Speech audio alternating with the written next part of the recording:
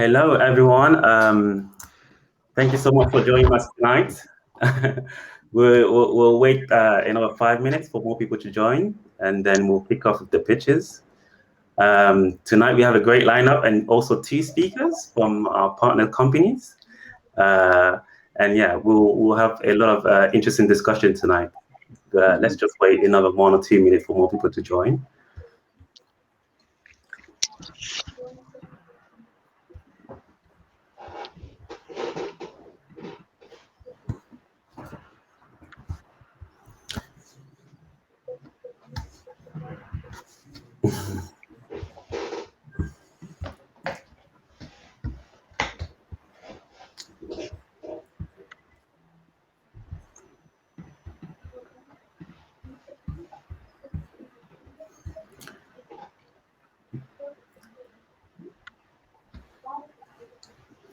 So yeah, let's get started.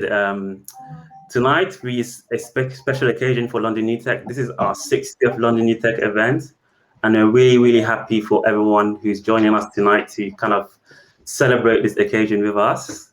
I mean, it's been an incredible about 6+ years since it started, and I mean, who knew we would have come this far, right? And we've had some great companies coming to pitch with us, and it's been really interesting and amazing to see these companies who are currently, some of them are currently growing and doing some amazing stuff, and leading the tech, and some of them are also one of the leading tech companies in Europe. I guess the main goal tonight is we really want to thank everyone for their continued support and for being with us throughout these years. Let's get started with the introduction. Tonight, here's the agenda. We will have a quick 3-minute, 4-minute introduction again. Then in about 5 minutes, we will have a partner session. We will have Lilia from Sterling Law and Samuel from TechTree who will give us a short talk about what they do and what they do to help startups. And then after that, we have the 4 pitches of tonight, as usual. We'll start with Aistetic, then Go Captain, then Laser, then Hypervolt. And then at the end of all the pitches, we have a networking session. I'm sure you've seen the designated tables of each startup. We really encourage you to go back to that networking lounge to speak to the founders and continue discussion there and speak with them.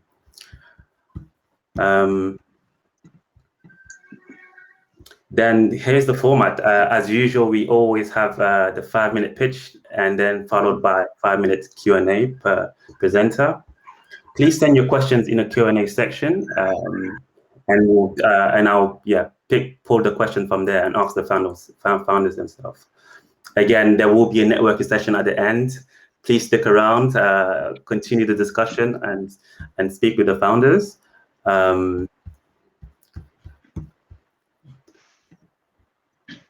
Then another thing we have tonight is we would like your feedback.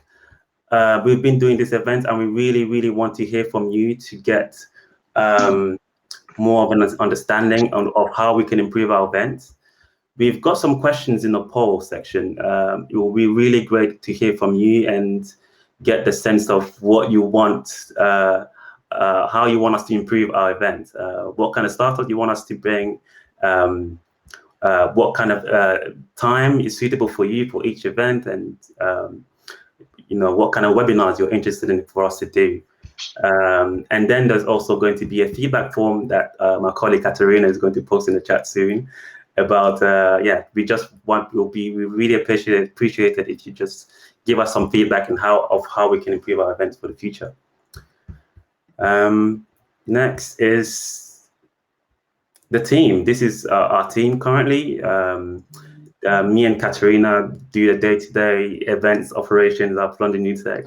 And then we also have Michaels who works with us and looks after our legal matters here at London New Tech. And we also have Akadi, who's been our host and will always be here with us in terms of partnerships and working with different companies and connecting with them to support the startup in our community.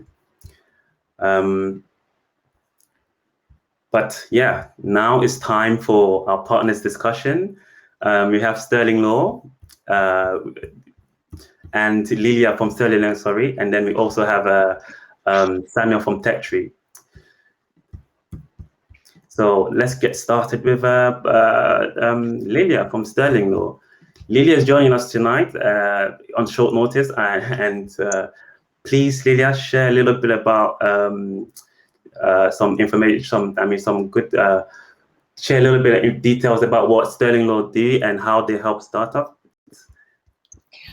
Good evening, everyone. Well, thank you very much for this opportunity.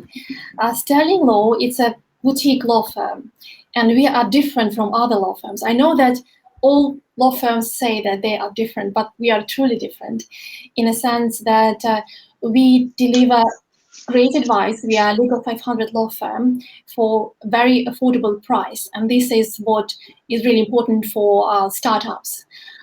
We charge our clients, we don't charge them unnecessary overhead fees, so it makes our prices affordable and also for good quality advice.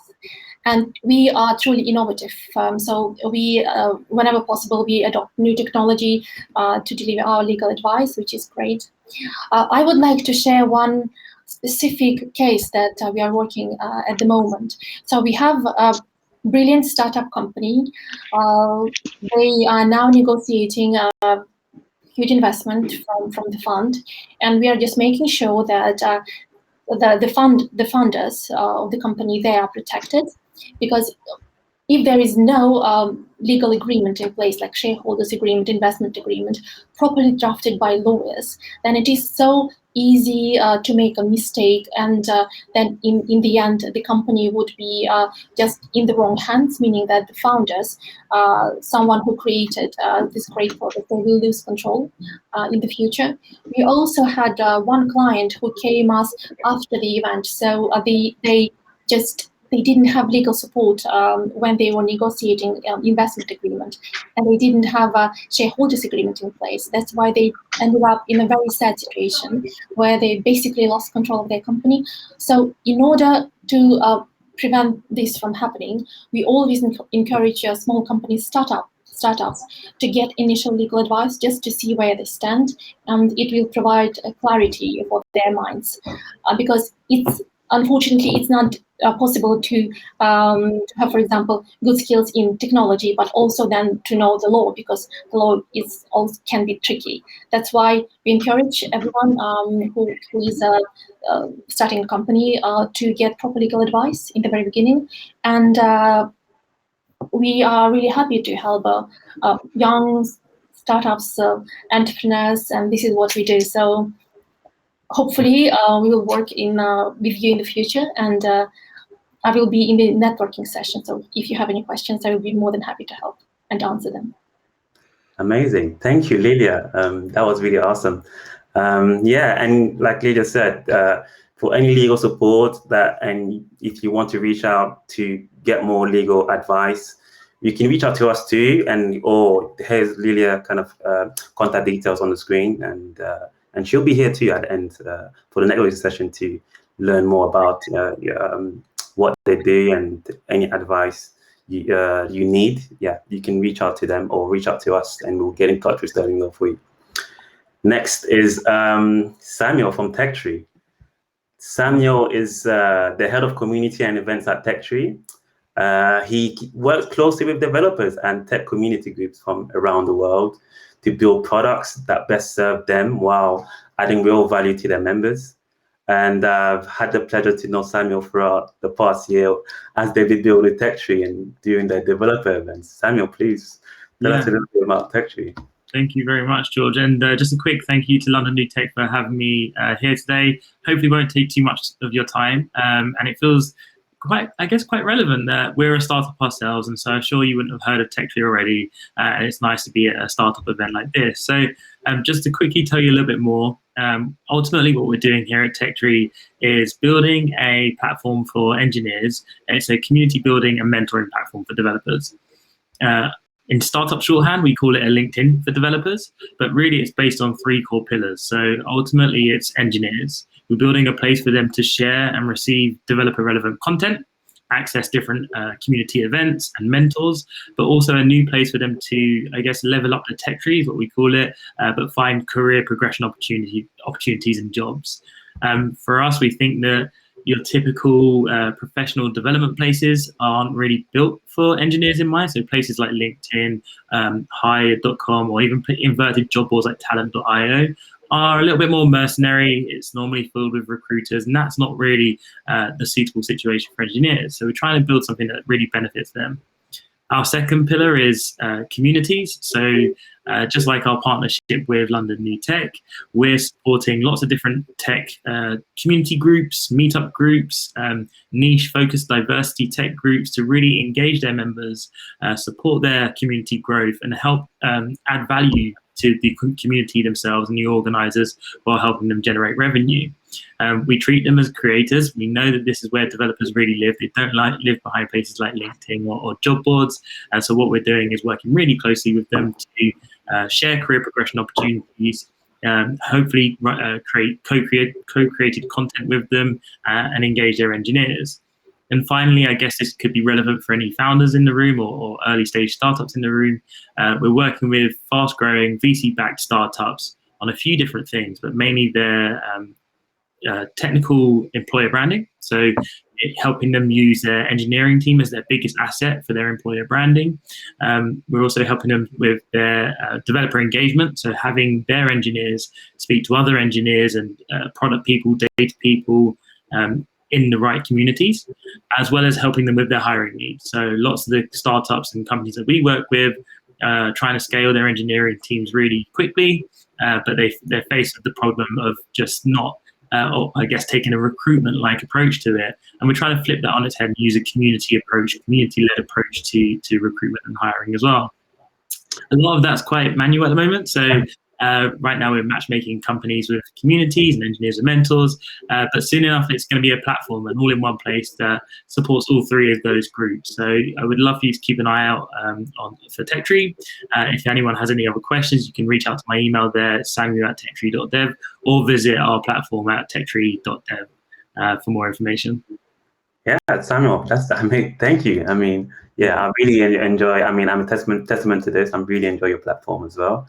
Yeah, I encourage everybody to reach out to Samuel if you have any questions, especially developer related. I think they do an amazing job. And yeah, I guess Samuel, you'll remain behind a little bit if you can.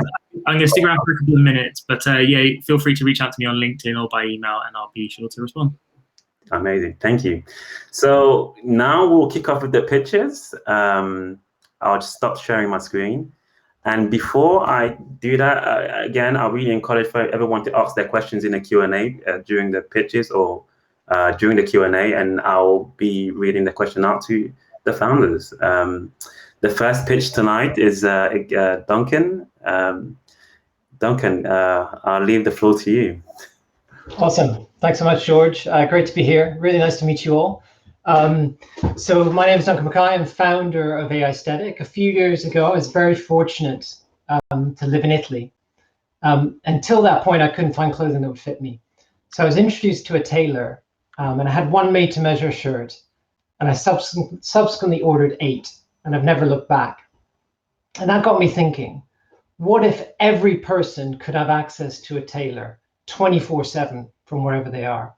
What if every person could order clothing online that turned up and actually fitted them? But hang on a second, actually. Our B2B platform has more potential and more opportunity beyond what is already a huge market in online clothing. Just imagine your next fitness and weight loss session starts with a visual assessment of your body shape, your measurements, so that you can track your performance both past as well as into the future.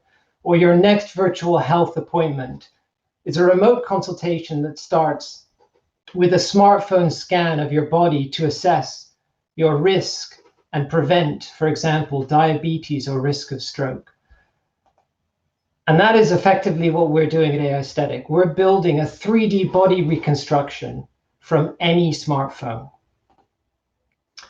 Our first target market is a B2B solution addressing significant problems in online clothing. The first big problem are high levels of returns. So return rate in the UK is 25%, in the US it's 50%. And we're addressing that with accurate digital reconstruction and measurement. The second big problem is high levels of abandonment and low conversion. And we're addressing this with visualization to increase conversion. And the final problem is excess inventory. And retailers tell us that they're not able to match up the individuals that they have shopping on their sites, on their platforms, with the actual sizes of their clothing. So we're providing customer shape analysis to optimize inventory to their client base, to save retailers cost, shoppers time, and reduce the environmental impact associated with online clothes shopping. So our platform is a world-leading 3D body reconstruction solution. So we take RGB imagery, so video captured on a smartphone. From that, we throw that into essentially a series of algorithms, so computer vision and deep learning algorithms, which enable us to reconstruct each individual accurately. Once we've done that, we apply a digital tape measure. The exciting piece is we're now at 97% accuracy, on track for 98%, and we've just filed a patent to protect our technology. So we're gaining traction with customers to pilot. So our business model, it's a SaaS model, a licensing model where essentially we're targeting a reduction in return rate, an increase in conversion, and a reduction in inventory wastage. And you can see on the page here some of the customers we're currently engaged with, everyone from some dynamic customers and businesses like Gymshark through to smaller tailors. Our go-to-market and acquisition plan is focused on demonstrating the value of our technology through A/B testing and growing our customers as well as our revenue per customer. So we see a huge opportunity for this. So online clothing is a $500 billion market globally. After COVID or through COVID, it's bouncing back this year. We'll grow at 22%. Within that, we see a serviceable available market and returns conversion and inventory of $71 billion. And within that, a market potential for ourselves of in excess of $400 million. We have a world-class team to execute this opportunity. So my background, I get a kick out of innovation. I've worked for L'Oreal, Unilever, and PepsiCo. I built an 18 million net revenue business at PepsiCo within 12 months. I won a chairman's award. My co-founder is a prof at the University of Oxford. His specialism, his thing is essentially computer vision and deep learning.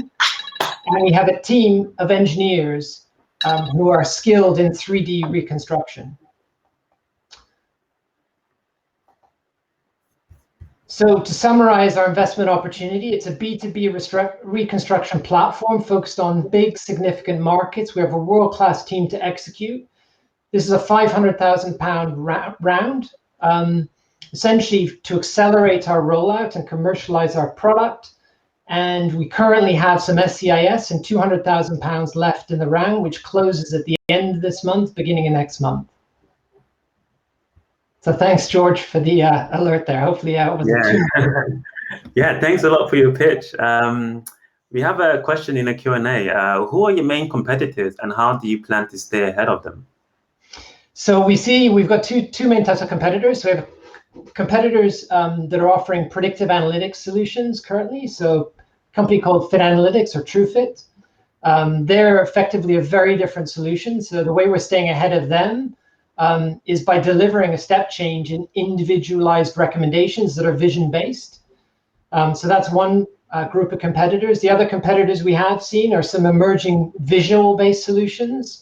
And for us, the key components of success in this space are accuracy as well as accessibility of the solution. So our accuracy is at 97% currently, and we're able to deliver a scan in 60 to 80 seconds, which is ahead of some of our competitors.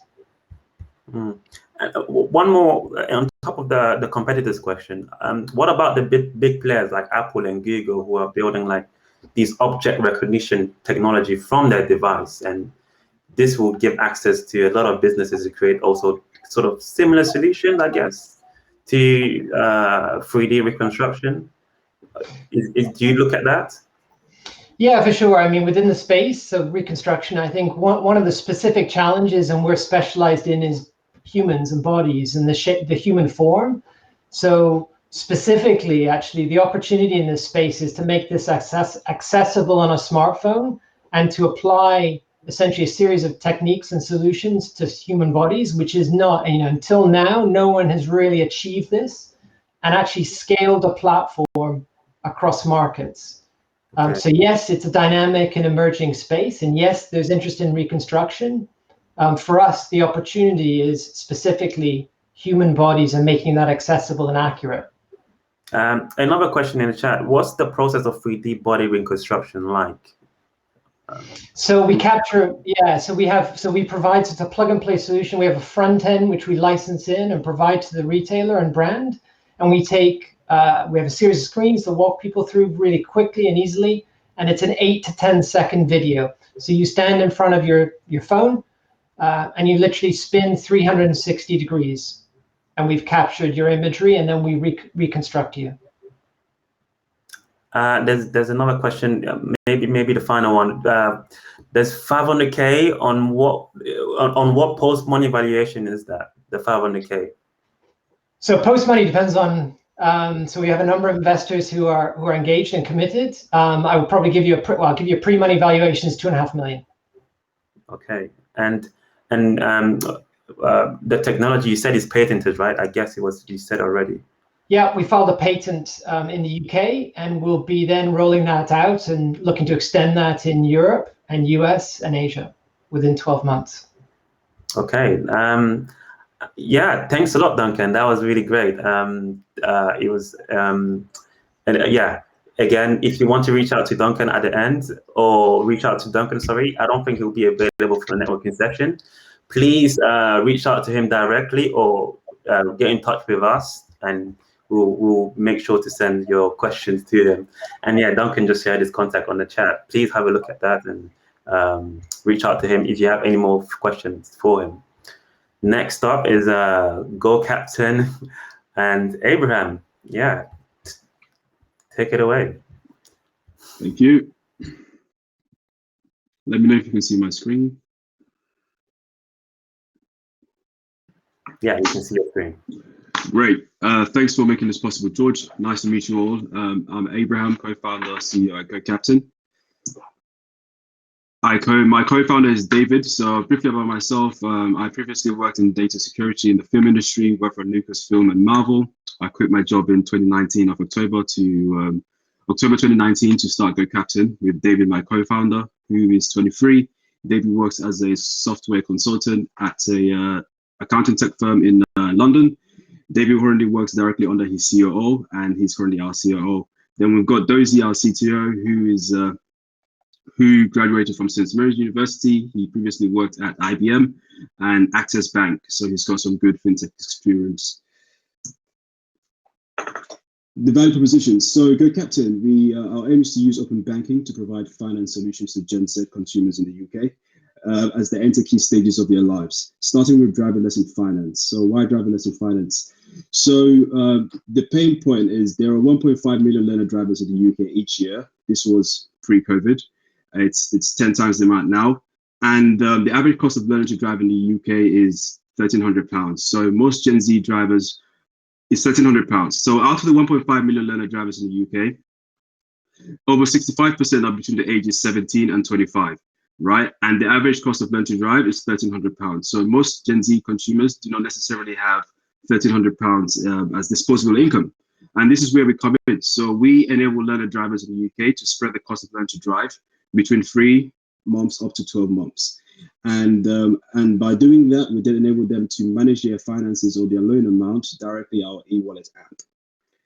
I will briefly run you through a typical user journey, right? So the user ideally sees an ad of Go Captain, goes on to gocaptain.co.uk and applies for a loan. They could either apply for as minimum as 10 hours for £300 for 10 hours, up to £1,500 for 45 hours of driver lessons, which is the standard amount of lessons needed in the UK to learn to drive. The funds are then provided by our lending partner, right? So we do not currently fund the loans. We're just like a middleman, so it's a marketplace platform. once the loan is approved, the loan application can take 2 minutes, right? And open banking is actually brought into this process because we are dealing with Gen Z consumers, and most of them either have no credit history or bad credit history. So with open banking in place, we can be able to provide them with finance regardless of their credit history. So once the finance application is approved by our lender, right? This is all done in real time. This is where things get a bit exciting. The funds are then transferred to Go Captain, so we actually hold on to the money instead of sending it directly to the customer. And the main reason for this is because we are dealing with Gen Z consumers, right? We are saying that we want to encourage responsible lending, and we don't want to put our customers in a position where they have taken out £1,000 to learn to drive, for instance, and then an email comes through from ASA saying that, hey, there's a 40% discount, and the temptation kicks in to think, actually, I have £1,000, I might dip into that. So how we try and introduce a parental guidance sort of infrastructure here is that we actually hold on to the money for the customer. This is done via our e-wallet infrastructure. Once the loan has been approved by the lender, the customer then downloads our e-wallet app. They log into it like a normal banking app, so similar to your Monzo or your Barclays. They can see their loan balance. And the exciting thing here is that they are then allowed to connect to the end vendor, who is the driving instructor. So the user then connects to the driving instructor. This happens simultaneously as well, under 2 minutes. The driving instructor provides their details and then their bank account details. And anytime the learner driver is looking to pay for driving lessons, they can make instantaneous payments from the e-wallet app into the driving instructor's bank account. So at no point can the learner driver deduct money into any other account, right? It's always, we can confirm that the purpose of the funds are actually used directly for driving lessons. The market. So we're looking to tap into the UK's 23 billion personal loans market. At the end of the day, the driving lesson finance is a loan, and the overall total addressable market is 880 billion globally. In the UK, 1.5 billion is spent on driving lessons each year, right? So this is a massive market, and like I said, 1.5 learner drivers per year. About 73% are between the ages 17 and 25. Our competitors, right? So as you would have probably guessed, our likely competitors are the likes of Klarna, Zilch, PayPal, Chip, and Cover. And the main and how we try to differ from them is that we seen the likes of Klarna and Zilch, solving a real problem in regards to how consumers, especially Gen Z consumers, spend online in regards to e-commerce. And we thought to ourselves, they are not really encouraging responsible lending. And we want to take a different approach by focusing on a niche, right? So what we're planning to do is initially build Go Captain as the go-to platform that helps Gen Z consumers manage their most important finances. So one of our competitive advantages or barriers to entry is we are looking to actually start by building a great network with the driving instructors in the UK. So currently there are about 40,000 driving instructors in the UK. About 30% of those are driving schools, and the rest are independent driving instructors. And we believe by bringing them on board to become our partners, we will be able to, that could be a barrier to entry if the likes of Klarna or Zilch or PayPal decide to enter our space, right? We currently have over 200 driving instructors on our platform, and that is growing. And like I mentioned, our focus is also to focus on responsible lending. Most learner drivers in the UK are Gen Z. Once we can enable them to get access to driving lesson finance, as they make those monthly repayments, we actually start building a credit history for them in order to actually help them have a better financial well-being going forward. Abraham, I think that's all. Okay. Wow. Okay. Wow. That really went really fast. But Yeah. I'm happy to share this deck with anyone that requested. And in the meantime, if you've got any questions, I'm happy to answer. Thanks a lot. Thanks a lot for the pitch. No worries. You're saying you're building. First question: you're building a network of driving instructors. Do you think that will be enough to maintain a competitive advantage? At this, yeah. Yeah, at this stage, we feel like it won't be enough, but it's definitely a huge start for us, because we feel like by having the driving instructors on board, it will actually help with how we actually receive customers and send customers. So, right, we feel like having the driving instructors on board, building that trust with them now. If the likes of Klarna are then about to come in, we already have that kind of trust and that kind of relationship with them. So we feel like it's a key, because they play a huge part in our business model, adding the Gen Z learning drivers learning to drive. Yeah, and what happens after each learner completes and repays for their driving lessons? Yes. What's the future plan? Is it Yes. insurers, car financing?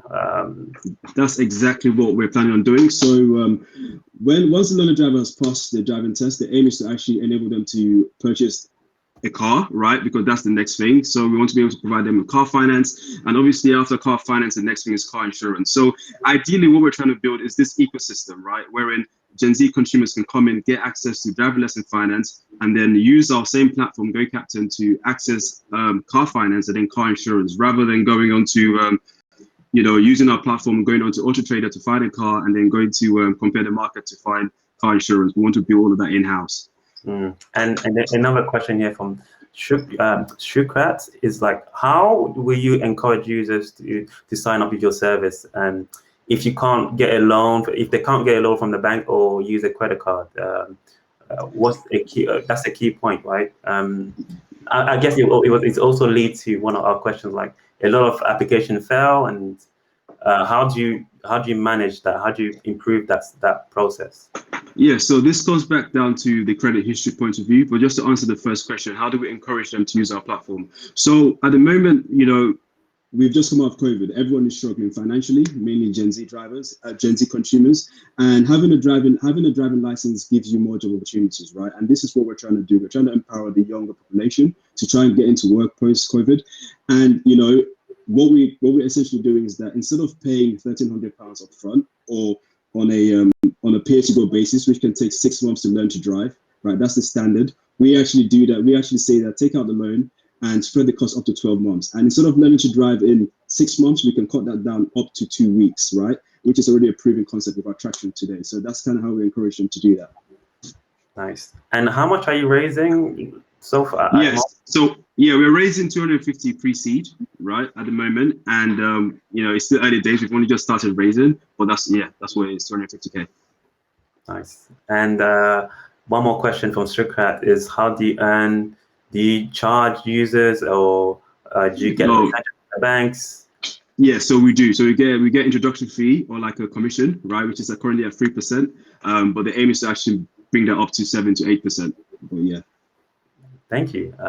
No that's again to the audience. Please send your questions in the Q&A. Our guest Abraham will be able to answer it, and he'll also be available at the end of the session networking session to speak with you and continue this discussion with him. Next up, thanks Abraham. Thanks a lot. That was great. Next up is Lucy with Laser.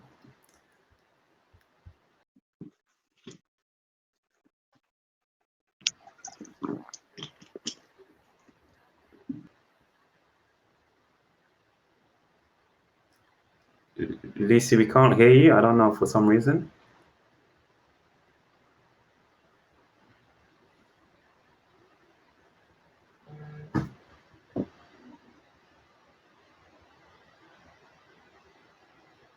We still can't hear you now.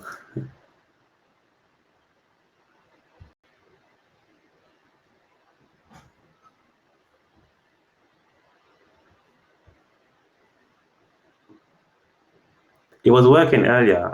I'm not sure what happened.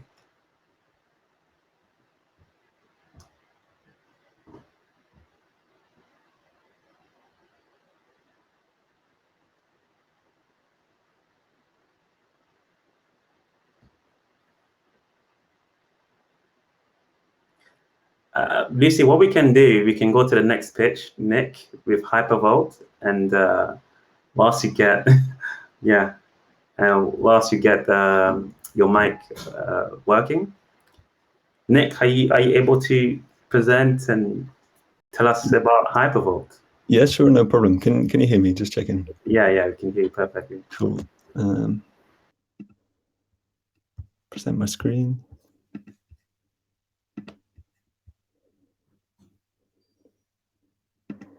Okay, and can you see my screen? Yeah, we can see your screen, yeah. Cool.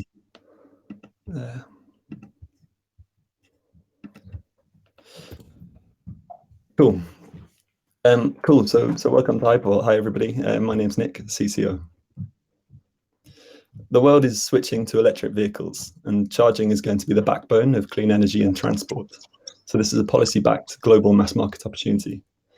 The UK, where Hypervolt currently sits, is worth £30 million per year, and globally it's going to be worth £600 million per year. Or sorry, the UK is worth £600 million per year by 2030. Globally, the market today is worth £70 billion annually. Now, to build products users love and to accelerate clean energy and transport, charging should be smart tech, and today it's not, and that's Hypervolt's opportunity. The market leaders offer effectively catalog electrical products with poor software and failing UX. We're here to change that.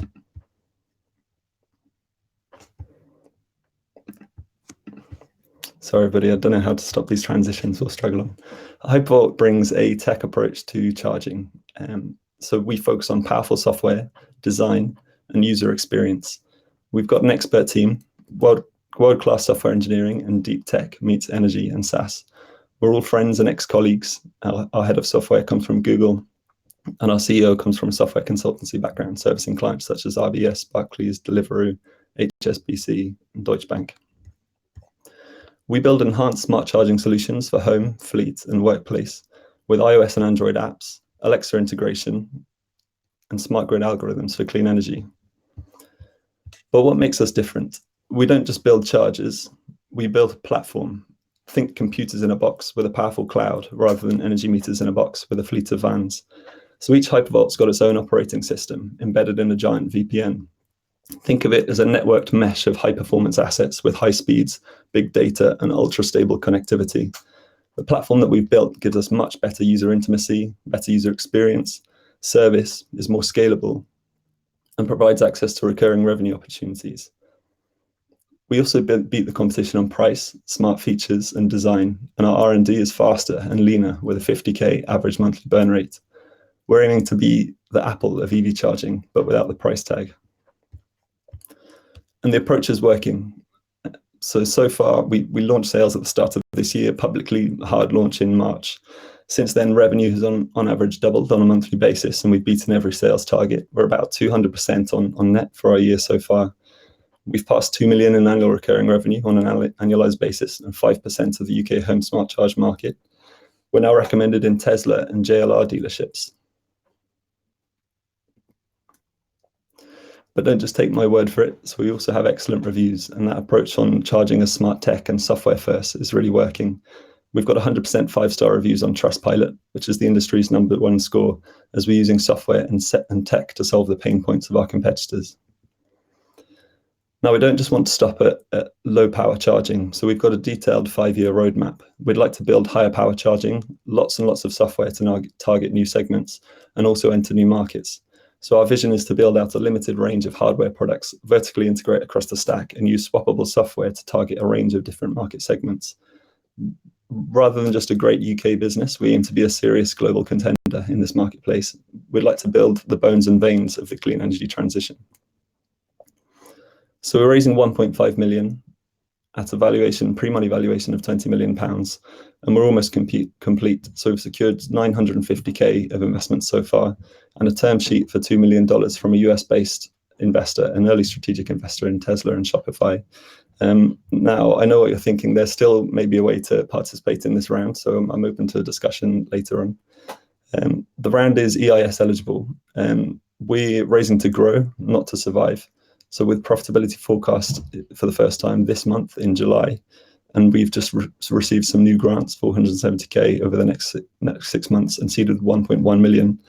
We're raising money to begin formally marketing, build the team, build new products, and open in the US.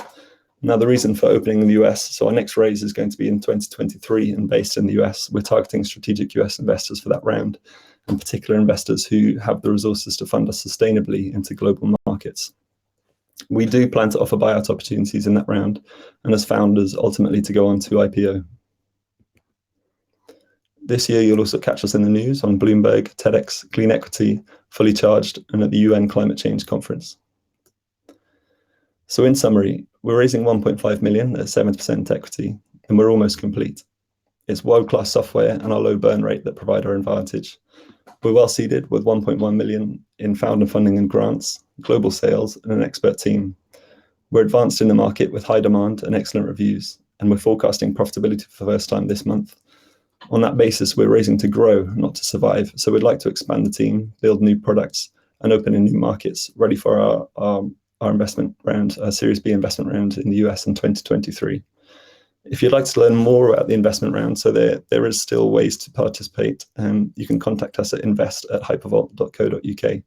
Now I can stay until 7:30 in the networking, but then I'll have to shoot off. So if you don't catch me in that, then very happy to share the deck and link up afterwards. But please contact us at invest@hypervolt.co.uk. Otherwise, my personal email is nick@hypervolt.co.uk. Thank you. Thanks a lot, Nick. That was amazing. The first question I just wanted to ask is, you're having a great growth and traction. What do you attribute that to? I know you guys are doing some amazing work. How much of that traction is, the EV trend and the goal to net zero by 2030 and all of this stuff? Yeah, so that's a huge part of it, to be honest. I think the key factor in any startup is the strength of the marketplace. So having a really strong market, really, we're playing in a serious global mass market opportunity. Replacing diesel and petrol, that's the kind of opportunity that doesn't come around very much in history. But beyond that, really, it's product and team are the two next things. And I think for us, it's product. So it's a very fast-growing market, but we're growing very quickly within that market. So from no sales at the start of the year to speak of to 5% of the market 6 months later, that's all about the product. All of our growth so far has been organic. We've spent £2,000 on marketing so far. We've got a formal marketing budget that we're going to start using post-investment.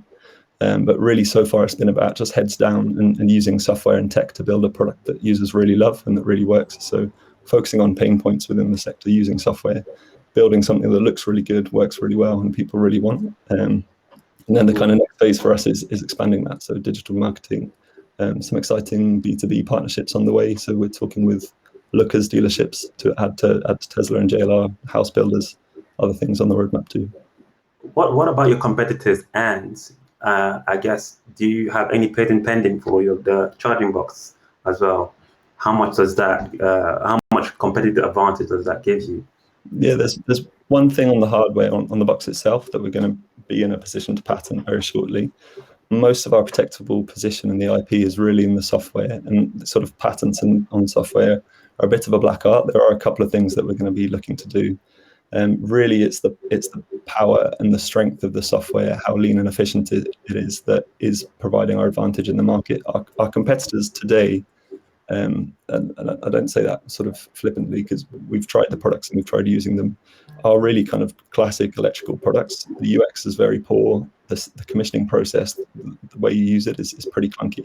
There's just been masses of room for improvement by using tech to solve those pain points. So, our engineers come from Google, come from Twitter, come from Fauna, places like that, instead of, ABB or Siemens or whatever it might be. So it's using that enhanced tech approach to build EV charging technology and the software that sits behind it, which has enabled us to get to a leading product. So in terms of the competition, having that leading product is enabling us to grow very fast in today's market. We're confident that with funding, we'll be able to outcompete today's market leaders because they're using outdated technology.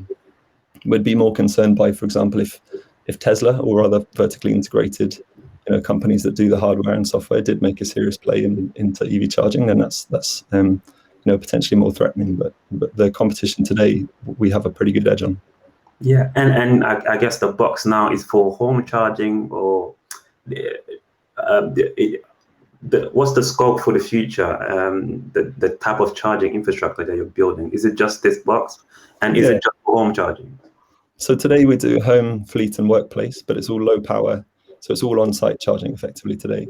The future for us on hardware is higher power chargers that we could do for large fleet, electric buses, trucks, as well as public, so the kind of roadside infrastructure that you'll be familiar with.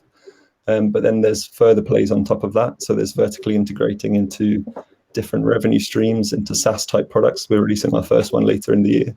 And then beyond that, once we've got all of this infrastructure installed and we become a much larger company, then plays into energy and things become viable. So integrating further across the stack, A, to improve user experience, but B, to capture more of the lifetime revenue from each customer. And one more question: how do you encourage or educate more drivers to go electric? so that we can all reach this target of all cars to be electric by 2030. Do you do that, or do you have that in mind? Yeah, I mean, we don't need to so far. So we've actually been so far we've been holding off on marketing or real sort of active outreach, because we do have more sales than we can handle right now. So we're sort of playing catch up on that side. The market's also accelerating. I mean, it is a policy-backed global mass marketplace. Within the next couple of years, EVs are going to be cheaper than petrol cars and diesel cars without government grants, and they're just much better. They're simply better. So anyone who's driven one just really gets that. So EVs are on the way. It's inevitable. We don't really have to do that education piece. For us, it's more about, why pick Hypervolt than a sort of a less smart charger, as it were, and that's all going to be about branding. So we've got some pretty excited pieces coming out on branding post investment. Thanks a lot. Yeah, that's it. Thanks a lot, Nick, for that rundown of Hypervolt. That was brilliant. Thank you. And I guess you'll be there for the networking session as well. And if anyone wants to speak with Nick and learn more about Hypervolt, you'll be able to speak with him directly afterwards. Sure. I've got a call at 7:30, but I'm around till then. All right. Thanks a lot, Nick. Next is Lucy. I guess we're okay. Okay, let's try that again. Does that work? Yeah, we can hear you. Yeah, great. Okay, let me start. Perfect. Okay. Can everybody see?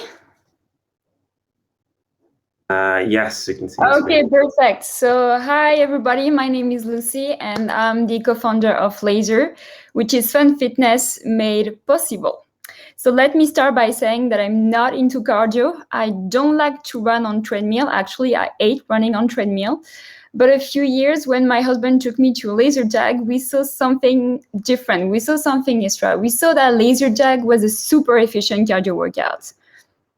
And the problem that I have with cardio being repetitive or even boring, even if I've been advised not to say it, it's 80% of the population problem, because according to WHO, 80% of the population don't train enough. So how do you make that inactive population move? Well, based on our own experience, we actually created the first training equipment that introduced the cardio potential of laser tag for the fun to beat the pain of training. So let me show you how that works. That would be better. We have a quick video that I can show you in a second. There you go. So I don't believe you can hear the sound. So basically you have an equipment that you need to burn calorie to reactivate yourself. So you have a handle, you need to target the other guy target actually. And when you get shot, you have to burn calorie to reactivate yourself. It's a killer calorie burner. Let me tell you that. So there you go. Let me go back to my presentation.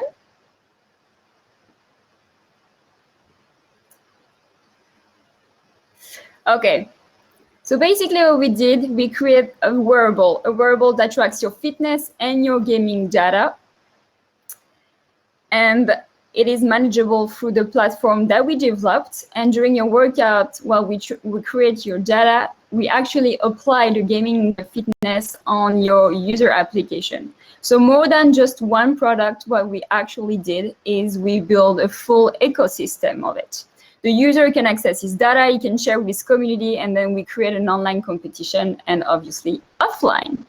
Who got that crazy idea? Me and my husband, and then engineer joined the team, and developer, videographer, a few advisors as well to make it happen. So we created the first prototype back in 2015. We validated in Los Angeles in a market testing where we had about 13,000 users. We got a lot of media attention like right away, and we got a lot of leads for franchising. But went back to Switzerland and we saw an opportunity in the fitness market. The fitness equipment market is a 12 billion market, and the connected cardio equipment is a 600 million. And it's growing. It's growing so fast that actually big brand like Peloton or Technogym or Ergata, they all adding gamification into their workout equipment. And newcomers like Sperry and Fun with Balls, they're adding screens and all that type of training regimen. But we're fun. We are an extremely calorie burner, quick result in minimum time, and we are the first to market using the laser technology. So our target in the next 3 years is actually to sell 10,000 equipments. And we do that by selling 2 units and the software and the user application for 230 euros per month or 2,600 one-time payment. Obviously, I can say more of those, but that's the basic package. And I sell that to personal trainers that would buy an average of 2 equipments. We already have 3 clients and we're growing because we're still in beta. And we are selling to fitness that would buy an average of 20 equipment. But we also want to reproduce what we did in Los Angeles by building and launching more laser training centers. We are creating partnership with different fitness distributors here in Switzerland, but also in Italy and France. We are creating strong partnership in the manufacturing process in Taiwan as we speak, and we are doing pilot with different sports club, football club in Germany. For the following 6 months, we are launching the user app. It's in beta testing as we speak. We are producing the first 100 equipment that we are selling in the 2 coming up trade show. Finally, we have fitness trade show coming up in France and in Germany at the end of this year. So we're looking to raise 500,000 euros to create that inventory, deliver the first 100 sale, and open the first laser training center. We are building the sport tomorrow. We saw something where nobody has sold. We already have demand for home gym because of COVID changed the landscape of fitness. And that's something that we want to work into. So thank you. I'm in the 5 minutes. Congrats. Thank you. Thanks a lot, Lucy. I can't hear you. Oh, sorry. Yes, I can now. Perfect. Yeah, thanks a lot for the pitch. The first question, I guess, is like, do you include fitness activities like games activities as part of your sales package? So for the past 6 months, what we did is we gave units to different personal trainers and sport club, and we're developing with them on our managing software the different training formats. So what we've created is the cardio, so only dual. We've created HIIT training, so you can set up on your managing software how many times, how long you want to do cardio and how long you want to do a workout exercise. So you can set up 1 minute of cardio and 1 minute of push-ups, 1 minute of cardio, 1 minute of burpees and extra. And we're setting up things like game. The first one who got hit needs to do the exercise to even more gamify the workout. So we are developing all that type of program directly with the coach, the trainers, the fitness, and directly the users. Because while we were in the US having our customer testing, and they were coming with all those feedback and all those ideas, and now we are implemented it to make the product that they actually want. Nice. And we see that you're actually selling a lot of these equipments. How many users do you expect to reach, let's say, profitability or so, or how many equipments do you expect to sell to reach that point? Are you currently profitable? Or? So every time I sell 2 units to a personal coach, I had about 100 users on the user application. So that's also why we focus on B2B as of today. It's for 2 reasons. First, the price of the equipment. Obviously, I need volume to get the price of the production go down, so I can sell it as a more affordable price, which is the objective. So I'm giving it to coach and to fitness so they can train users, they get used to it. And like any sports, when you actually want to do it yourself, you want to buy the hardware. So that will make things easier. So the more coach that is out there, the more user I have. The objective is to have the first 100 to go over 5,000 users very quickly. And we are talking with fitness franchise as well that will make grow the community much faster. I hope that answers the question. Nice. There's a question here from from Sukrat. Is it laser tags, and are you using and the cardio workout? But you're using it for cardio workout. Is it only the leg? Yes. You're using the laser tag for the cardio workout. So the laser tag technology is basically I have it here. It's pretty cool. So you have the free laser and you want one IR in the middle. That's the same technology that traditional laser tag use. But laser tag had many issue when we actually went there. First, the equipment was heavy. It was not precise.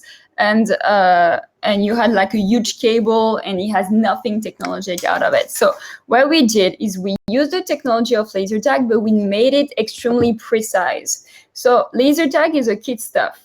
So what they want is the giant gun to be able to scroll the place, and they want the kid to be able to hit a target very easily. We want the other way around. We want to make it a challenge. So the IR actually always stay on points, and you have to hit the target very precisely, otherwise you don't get the point.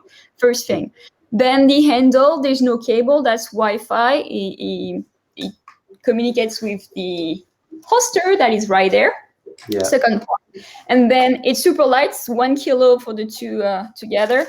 And because of COVID, actually, I got the idea before that, once I first designed the equipment, but we create the fabric separate from the plastic, meaning that as a user, you can have your own holster. It's always super clean and you can put in the washer, and it's also very affordable. So as a lady, so to come back to your question, it is laser tag technology, but put in a much better equipment.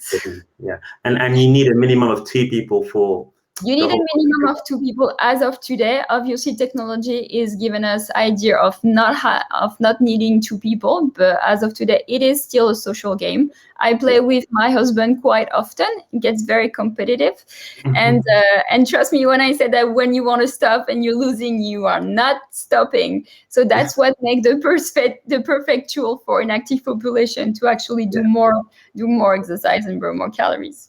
Yeah, and finally, is this patented? Is the technology, the equipment? Laser tag technology is not necessary to be patented. What we are looking at is patented the use into the fitness use. But honestly, it's a lot of money, and what makes a difference and what makes us indispensable is the whole ecosystem. You can copy the equipment, but if you don't have our software that we control everything, we control the data, we control the competition. We're like the FIFA. We own the data. We're not using any system out there. So every time we're selling an equipment, if the manager wants to use the equipment without the system, he cannot do it. I can plug him out from far away. So thanks. Thanks a lot, Lucy. That was amazing. I'm glad you got to hear me though. Yeah, thank you. I guess that was it, and we heard from all the pitches, and we also heard from Sterling Law and TechTree tonight. I hope you guys enjoyed the event as much as we did. I guess everyone also enjoyed in the panel. We'll now go on the main stage for people to join us and speak to us directly. And if you have any further questions and continue the discussion there. And for what's after this, actually, our next event will be a legals webinar, again in partnership with TechTree, and speaking with Michael, who's also working with us in collaboration with TechTree. And it will be on the topic of legal entity and shareholder agreement. Please watch out for this event. We'll share more details about this very soon. And thanks a lot for everyone for joining us tonight. Thank you. See you in the networking session. Bye. Thanks, everybody. Bye. Thanks, everyone.